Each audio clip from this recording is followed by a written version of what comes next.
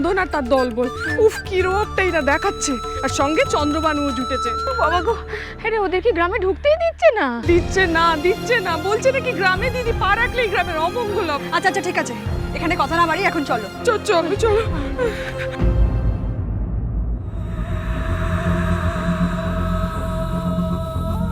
কি কষ্ট, কি করবেন বলেন, এই মানুষগুলো এমন না, এক বজ্ঞা। এমনিতে মানুষগুলো খারাপ না, জানেন তো, খেটে খাওয়া মানুষ তো সব, কিন্তু ওই যে একটা গোঁদ হইলে, একবার যখন বলেছে আপনাদের ঢুকতে দেবে না, তো গাঁয়ে তো ঢুকতে দেবেন। আমি বাবারে খবর পাঠাইছি, মহেশ্বরজি আসলে সব ঠিক হয়ে যাবে। এই তুই খেয়াল রাখবি, কেউ যেন কোনো গোল না করে, ঠিক আছে? গুরুজি, এই তো গুরুজি আসেন, বাস এইবার আসেন।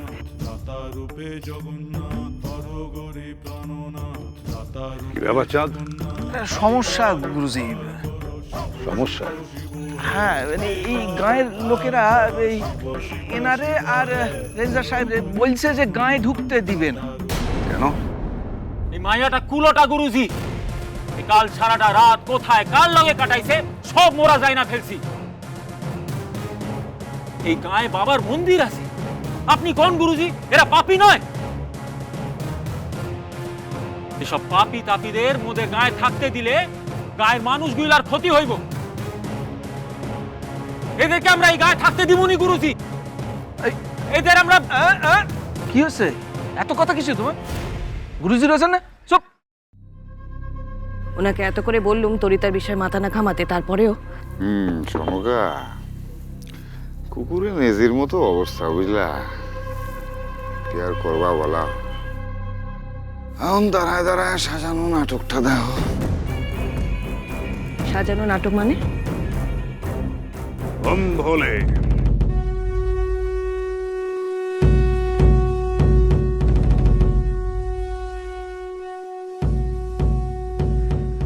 বম ভোলে।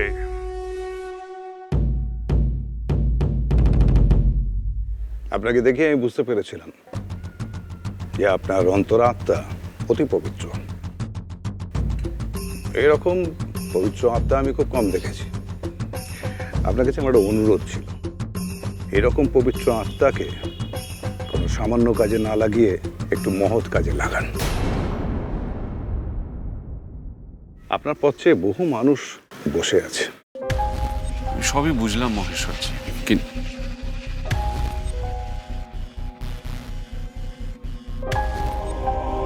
ওম শঙ্কর।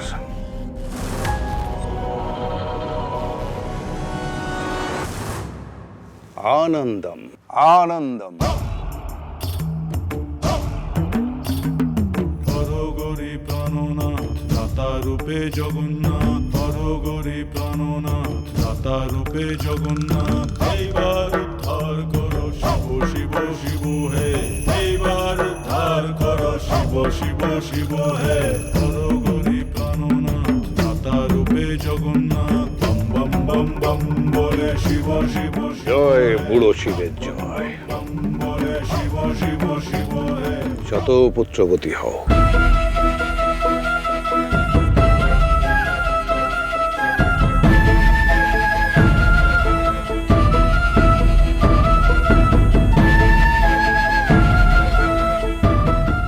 আনন্দম। কল্যাণ হোক। চাঁদ, এরা পবিত্র, এদের যেতে দাও।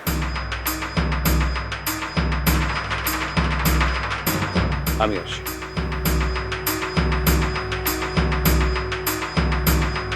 যাক বাবা, বাঁচা গেল। বললাম না, গুরুজি আসলে সব ঠিক হয়ে যাবে। হ্যাঁ দেখলেন, সব ঠিক হয়ে গেল। আমি বলছিলাম কি, যথেষ্ট বেলা হয়েছে, যদি আজকে এই গরিবের বাড়িতে সামান্য একটু মাছ ভাই।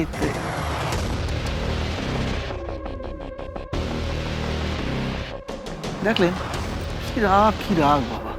তার আপনি আজ থাক চন্দ্রবাবু, অন্যদিন হবে।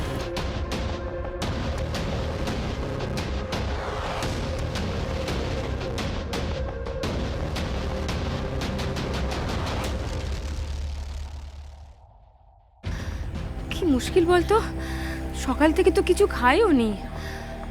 লক্ষ্মী মা, আমার দরজাটা একটু খোল। আমি জানি তোর সঙ্গে যা হয়েছে সেটা একেবারে হওয়া উচিত না, খুব অন্যায়। লক্ষ্মীটি শোনা মা আমার, একবার দরজা খোল। ও তরিতা শোন, আমিও কিন্তু সকাল থেকে কিচ্ছু দাঁতে কাটিনি। তুই যদি না খাস আমিও কিন্তু কিচ্ছু খাবো না বলে দিলুম। খুলবি? ও তরিতা, একবার দরজাটা খোল না। খোল না তরিতা। শোন,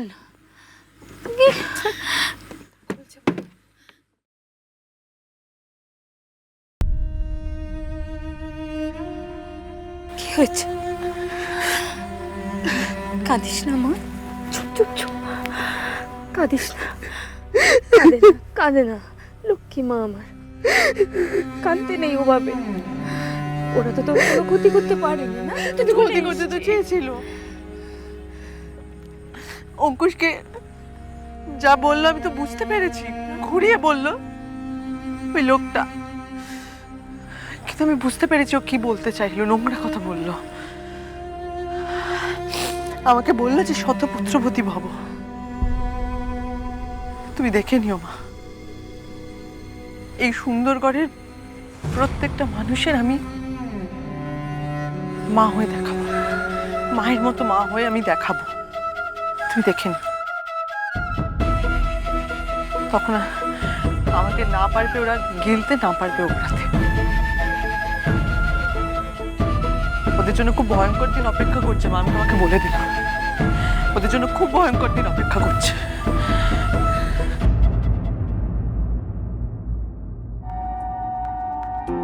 আচ্ছা হলো, আমি তো ভাবতেই পারছি না। খাবার সময় আবার এসব কথা কেন? কাল থেকে তো কেচ্ছা হবে। কাকা কাকিমা বেঁচে থাকলে তাদের মাথার লজ্জায় হেঁট হয়ে যেত। মৃত্যুর বাড়ির সম্মান এভাবে মাটিতে মিশিয়ে দিতে পারলি তুই?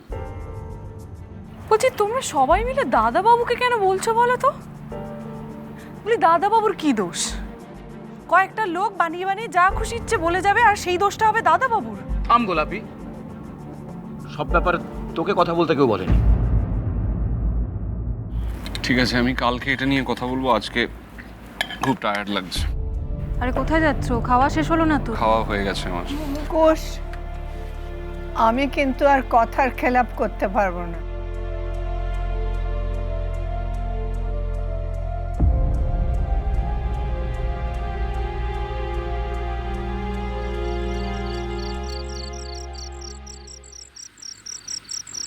চল বস এখানে, তোরা যা, তোরা একটু কিছু খেয়ে নিয়ে তাড়াতাড়ি শুয়ে পড় যা। তুই একটু কিছু মুখে দিয়ে নে, তারপর ঘুমিয়ে নে। হ্যাঁ, আমার ভালো লাগছে না আমার কিছু খেতে। সে কি বলছি তুমি এ ঘরে শোবে? আমি কেন? কেন আবার কি? বলছি তাই। না মানে মা তো সবসময় আমার সঙ্গে শোয়। হ্যাঁ তো সবসময় শোয়, আজকে শোবে তো কি হয়েছে? হ্যাঁ তুই ঘুমো মা, চলো। চলো মানে? আমি যে বলছি মাকে এই ঘরে শুতে, তুই মানে তোর কি কানে যাচ্ছে না কথাটা? ঠিক আছে, কি শুরু করলি দুজন? সবসময় আমার সাথে শোয়, আর আমার ঘুম পেয়েছে। দেখেছো কাল তোমার রাত বর- থেকে তোমার মেয়ে যা খেলা দেখিয়েছে মা, চোখের পাতা এক করতে পেরেছি। আমি কিন্তু এখন এসব শুনবো না মা। আমি কিন্তু তোমাকে বলছি, কিন্তু তুমি যাবে না। ও বরাবরই হিংসুটে, এরকমই করে, ভালো লাগে না কিন্তু। শুটে তুমি ওকে কিছু বলছো না কেন মা? তোরা দুজনে কি শুরু করলি বলতো? একটু থাম না। আমার কিন্তু ভালো লাগছে না, আমার কিন্তু মন টন একদম ভালো নেই। তুমি কিন্তু যাবে না এই ঘরে। হ্যাঁ, তার সাথে ঘুমানোর কি সম্পর্ক আছে? আমি তো বুঝতে পারছি। আচ্ছা কি হয়েছে আমাকে বল। আমি শুনলে কি হবে? তুই কি কিছু বলতে চাস আমাকে? ও আচ্ছা, আমি থাকলে তোমরা কথা বলতে পারবে না, আমি যাচ্ছি। আরে তুই দাঁড়া না। কেন দাঁড়াবো আমি?